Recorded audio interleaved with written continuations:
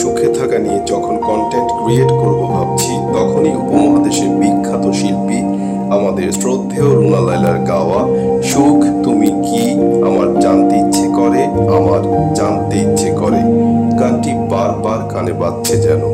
আসলে আমরা যে সুখে আছি এই অনুভূতিটা কতক্ষণই বা কাজ করে, কিংবা ভালো যে আছি এই বোধটা কি আমরা সবসময় ধরে রাখতে পারছি? ভালো থাকাটা কিন্তু কোনো বিলাসিতা নয়, বরং প্রতিদিনকার জীবনের এক মৌলিক প্রয়োজন এটা। আর এই ভালো থাকাটা আসে নিজের প্রতি যত্ন থেকে, আসে যাদের প্রয়োজন তারা পাশে থাকলে, আবার কখনো আসে একা থাকার সিদ্ধান্ত থেকেও। ভালো থাকা মানে সবসময় হাসি খুশি থাকা না, বরং নিজের কষ্টগুলোকে সম্মান দিয়ে মনের ভার হালকা করে চলা। আজকের ব্যস্ত জীবনে নিজের ভালো থাকাটাই সবচেয়ে বড় অর্জন। তাই জীবন যতই কঠিন হোক, কিছু কথায় এবং কাজে যেন নিজেকে একটু সাহস দেওয়া যায়, নিজেকে একটু ভালো রাখা যায়, সে চেষ্টাই করতে হয় আমাদের প্রত্যেককে। ভালো থাকা বলতে শুধু শারীরিক সুস্থতাই নয়, বরং শারীরিক, মানসিক এবং সামাজিক সুস্থতার একটি সমন্বিত অবস্থা বোঝায়। এর মধ্যে ভালো ঘুম, স্বাস্থ্যকর খাবার, নিয়মিত ব্যায়াম, মানসিক চাপ কমানো এবং ইতিবাচক মনোভাব বজায় রাখা খুবই জরুরি। শারীরিকভাবে ভালো থাকার জন্য নিয়মিত ব্যায়াম করা উচিত। ব্যায়াম আমাদের হৃদরোগ, ডায়াবেটিস এবং অতিরিক্ত ওজন কমাতে সাহায্য করে। প্রতিদিন অন্তত 30 মিনিট হাঁটা উচিত। অতিরিক্ত চর্বি জাতীয় খাবার বা স্ট্রিট ফুড বর্জন করে নিয়মিতভাবে স্বাস্থ্যকর খাবার গ্রহণ করতে হবে। পর্যাপ্ত পরিমাণে ফল, সবজি এবং শস্য জাতীয় খাবার নিয়মিতভাবে খাদ্য তালিকায় রাখতে হবে। পর্যাপ্ত পরিমাণে পানি পান করতে হবে। প্রয়োজনে শরীর চেক আপ করাতে হবে। প্রতিদিন 7 থেকে 8 ঘন্টা অর্থাৎ পর্যাপ্ত ঘুম নিশ্চিত করতে হবে, যা শরীরের ক্লান্তি দূর করে এবং মানসিক স্বাস্থ্যের উন্নতি ঘটায়। শরীর ভালো রাখার জন্য ধূমপান ও মদ্যপান অভ্যাস থাকলে তা আজই পরিহার করুন। এগুলো শরীরের জন্য মারাত্মক ক্ষতিকর। এবারে মানসিক সুস্থতা নিয়ে কথা বলা যাক। বর্তমান সময়ে প্রায় প্রতিদিনই আমাদেরকে নানা ধরনের সমস্যায় পড়তে হয়।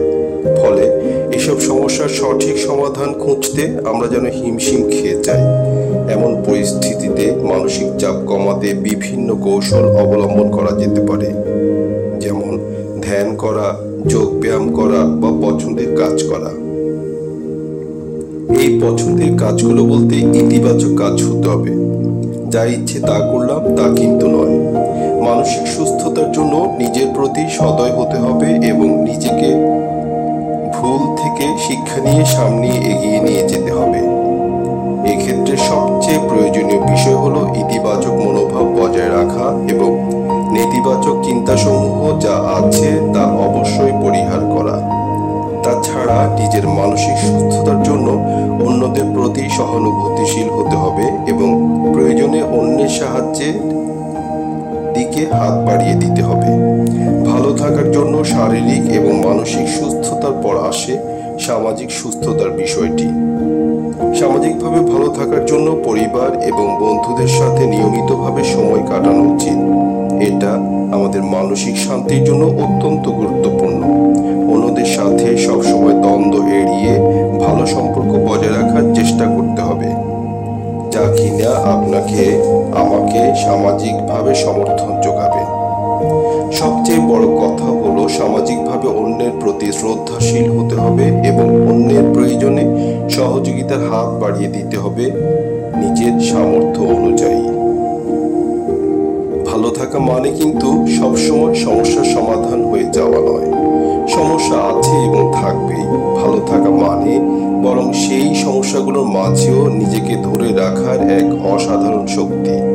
সবকিছু মিলিয়ে ভালো থাকা বলতে আমরা বুঝি জীবনযাত্রার প্রতিটি দিককে যতটা সম্ভব ভারসাম্যপূর্ণ, শান্তিপূর্ণ এবং সন্তোষজনকভাবে বজায় রাখা। সময়কে সঠিকভাবে কাজে লাগানো মানেই চাপ কম, শান্তি বেশি। প্রাধান্য ঠিক করে প্রতিদিনকার কাজগুলো চালিয়ে যেতে হবে। অপ্রয়োজনীয় কাজ বর্জন করতে হবে।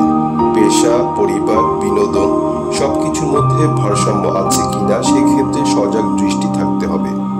ধর্মীয় নিয়মের মধ্য দিয়ে জীবন পরিচালনা করার চেষ্টা চালিয়ে যেতে হবে। অর্থ চিন্তামুক্ত জীবন ভালো থাকার গুরুত্বপূর্ণ অংশ। আয়ের সঙ্গে খরচের সামঞ্জস্য থাকাটা খুবই জরুরি। বেহিসেবে খরচ করলে শুধু টেনশনই বাড়বে।